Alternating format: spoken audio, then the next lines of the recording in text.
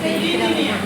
तापरे आउ करि परिबे नाही जदि बहुत ही सुस्थ अछि बा शिशुर मां की सुस्थ अछि ताले से शिशु को 3 वर्ष पर्यंत तार पेट स्तन्यपान करि परिबो आउ विटामिन युक्त खाद्य भी ताको देई परिबो सेति पे आमे मां और शिशुर जत्न दुईटा उभय को जत्न नेबा दरकार एतदिन पर्यंत सेमानकर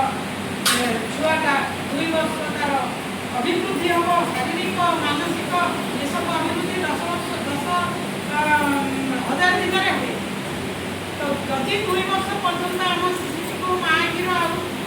भल खाद्य सुपोषण